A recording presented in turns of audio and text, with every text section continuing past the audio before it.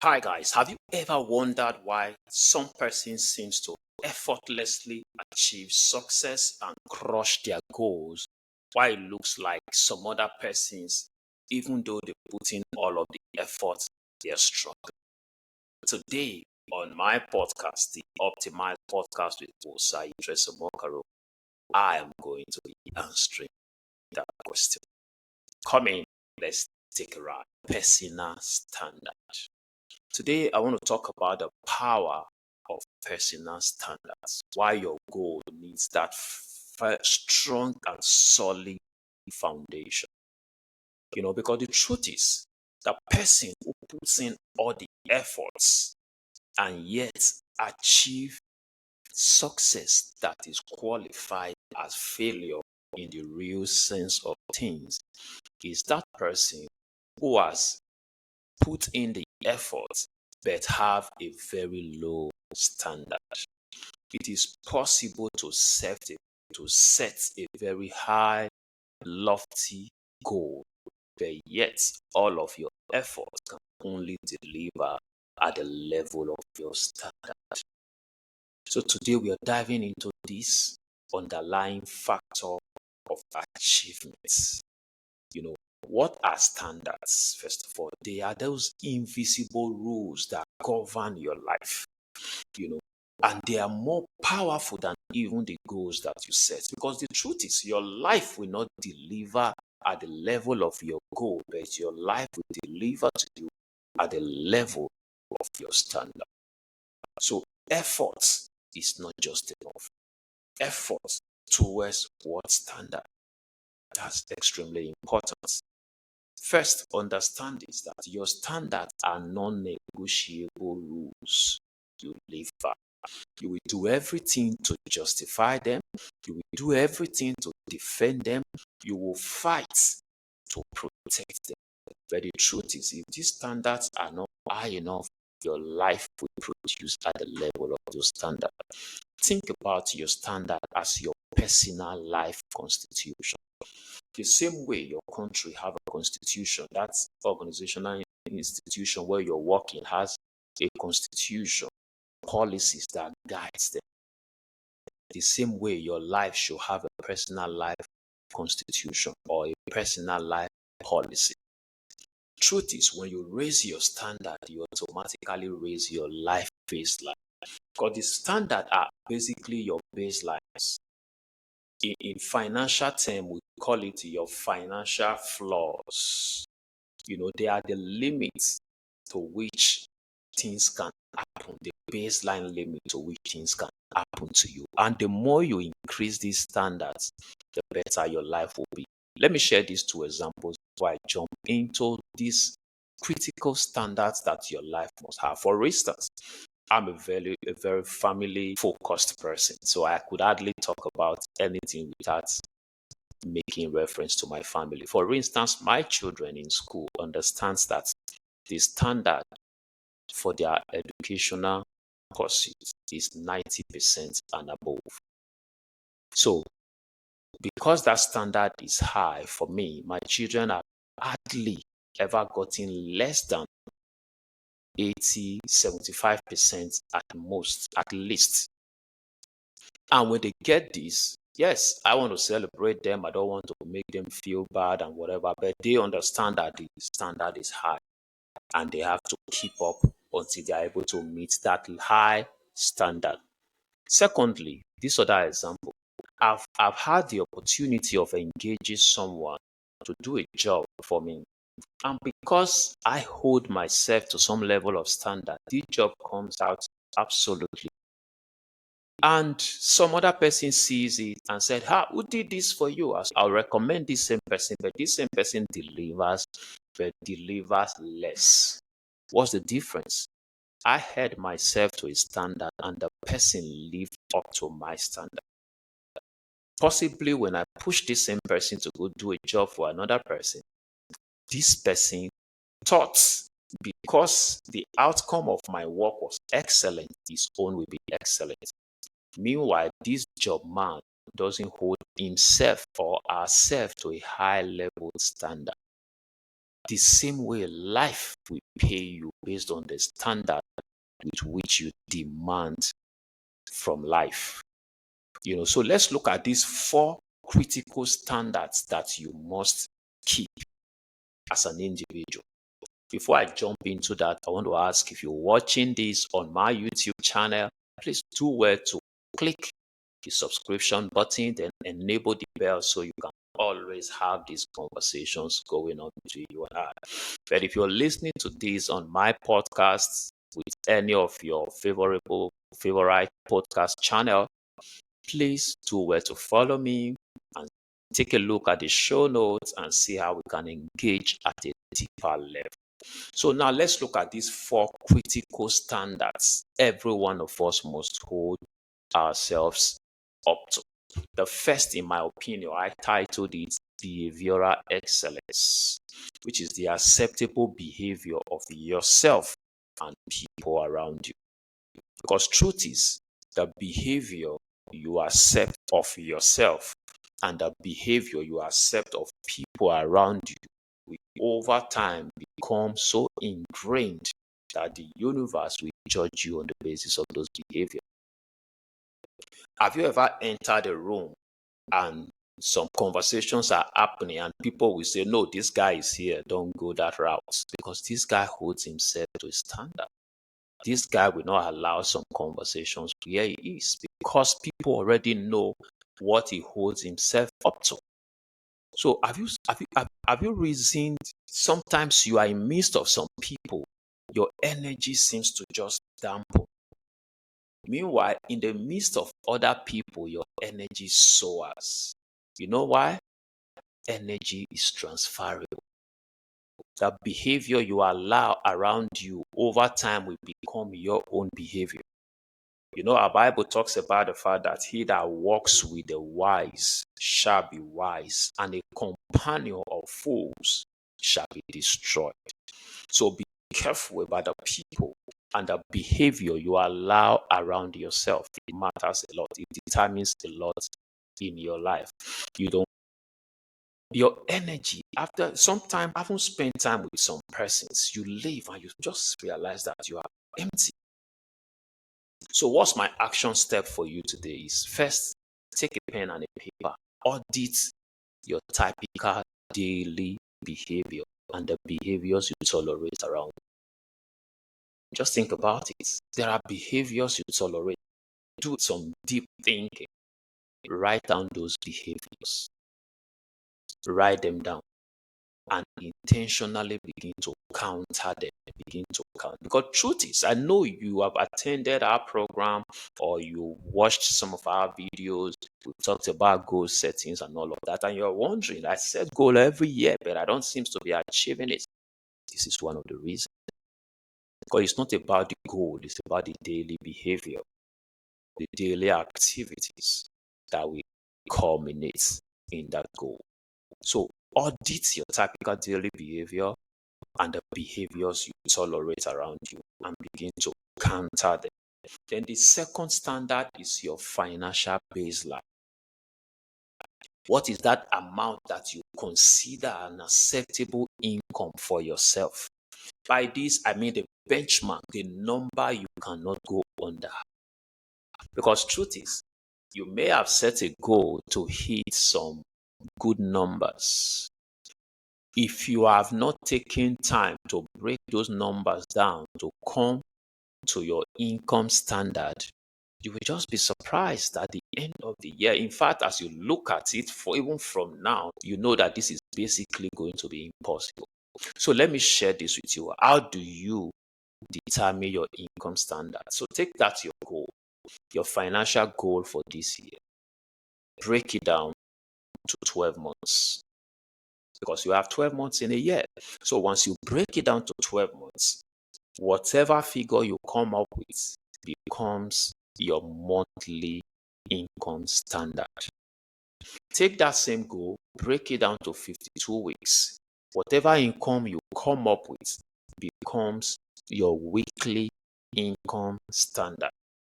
If you take it further and break that same goal to 365 days, you will come to terms with your daily income standard.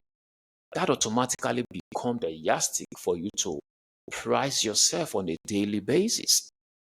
When you want to engage on a daily basis, you must be able to say, oh, this is how much I'm pricing because I need to hit this daily income to be able to meet my annual income that I have set for myself. I'm sure you're gleaning some value. If you're yet to subscribe to this YouTube channel, please do it now. Do it now. Do it now. Okay. But if you're listening to this on your favorite podcast, get to the show notes, leave a comment, let me know how this is happening for you. So your acceptable minimum become your subconscious targets. Because the way the mind works, I do a lot about mind and money. I understand that when it comes to the issue of finance, your mind is more powerful than even your handwork. Because that acceptable minimum become your subconscious target. Your mind will always rally around that figure you feed it with. So there's this important thing you need to do. This is not about greed. It's just about valuing yourself and valuing your contribution. Because the truth is, when it comes to pricing yourself, sometimes some of us feel bad when we want to mention an amount. People who do less than you are already charging way more than you. Know the difference? Courage. Courage. They have the courage to stick to that figure, and the market will work with you on the basis of how you perceive yourself. So I want you to set a new, if your monthly target has been low, your monthly income standard has been low, I want you to take a document right now. Write down whatever your monthly income standard was before you listened or watched this. Double it. It will shake you, but your mind will record it and your mind begin to look for how to make it happen. Do that and let me know how it happened at the comment section. Then the third standard is what I call time or life management, activity management, energy management. But what does it mean? This is your standard on how you give, spend, or invest your time. Your time is truly your only non-renewable resource. At the beginning of every year, you receive a sum total of 31.536 million seconds. God downloads that into your time account January every year. But how you give this time, how you spend this time, how you invest this time is going to be the outcome of your life at the end of the year. Truth is, until you begin to understand that time is actually life. That's why it is measured and called lifetime. In fact, the resource of life is actually time, energy, money, and attention. Time, energy, money, and attention. You can call it meat, money, energy, attention, and time. How you deploy this determines how your life will turn out. So you must create a value-based time allocation system. So how do you do this? First, take a biro and a piece of paper. Track your time for 1 week. Audit your activities for a day. Identify those activities that don't meet your standards. When you audit your activity for a day, do that over a period of 7 days. Then you come back at the end of the week, you audit and know the activities that shouldn't be yours, activities that should be delegated. So once you do that, you come up with those activities that you must give your time to. Then you must learn the power of saying no to things that don't meet your time standard. Because truth is, if you live in an environment where majority of the people around you are going nowhere, and you expect that they will see sense and reasoning in all you're doing when you want to go somewhere. So you want to be able to stand up and stand for the dream that you have. And the only way to do that is how much value you place in your lifetime. So the fourth I want to talk about is the network quality, the standard of people you associate yourself with.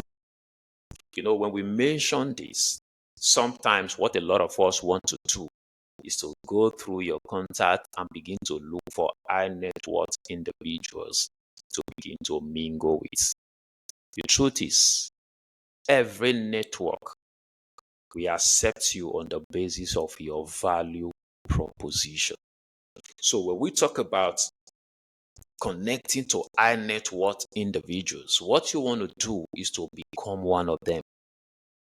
Because truth is, energy attracts itself. When you begin to hold yourself to a high level of standards and you begin to deliver value at that level, HNIs begins to attract you. Sometimes they end up reaching out to you. Because the truth is, we've heard this a lot, that your network equals to your net worth. But I want to put it this way, that your self-worth, how you value yourself, the standard you place around yourself, will determine the network that will attract you. And that network ends up amplifying your self-worth. So reverse it. Instead of looking for high net worth individuals to run after, ask yourself, how can I become one of them? Look at these people, look at the way they do their things, look at the standards they keep, then begin to keep those standards even in your private life. Before you know it, you begin to look like them. When you become like them, you guys will attract each other. It starts from your mind. So let me recommend these 3 focused areas for personal growth for you to become an high net worth individual. On a daily basis, you must invest in your mind, daily learning and reflections. On a daily basis, you must engage in knowledge, structured education and self-study. Structured education and self-study. Then the third is practical application and deliberate practice. Practice what you're learning. In fact, I define knowledge as the development of new neurons in your brain by reason of the practice of the things you are exposed to. So that you are listening to this now doesn't give you knowledge. What this gives you is information. What you do with those information will get your brain to develop new neurons. And once these neurons are developed, that becomes knowledge. The goal of knowledge is automation.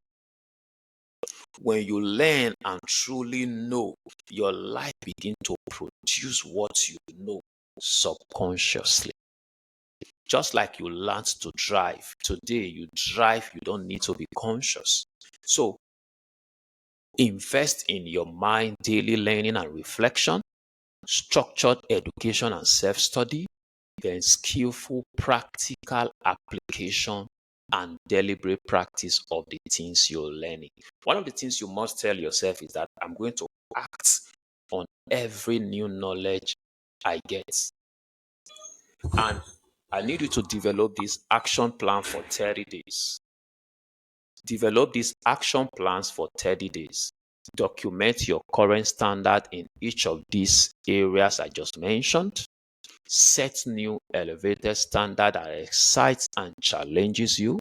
Then create an accountability system to maintain this standard. This is where you need to become a part of our accountability class, which you can access through the show notes, either on YouTube or on the podcast session where you are watching this. So review. Having created it, document your current standard in each of these 4 areas. You are at liberty to add other areas, Then set new elevated standards that excites and challenges you. Then create accountability system to maintain these standards. Then review how well you're doing on a weekly basis. Okay, now it's your turn. At the comment section, leave a comment below telling us one of these standards you're committed to raising this week. Remember, when you declare your standard publicly, you are more likely to stick to them. So leave it in the comment section. Let us know what you are committing to doing this week. And if this podcast is impacting you in any way, please do well to let us know.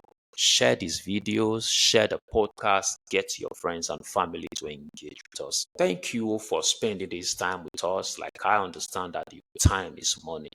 Thank you for investing this time. I trust that your life will begin to deliver value at a level that resonates with your expectation. Shalom.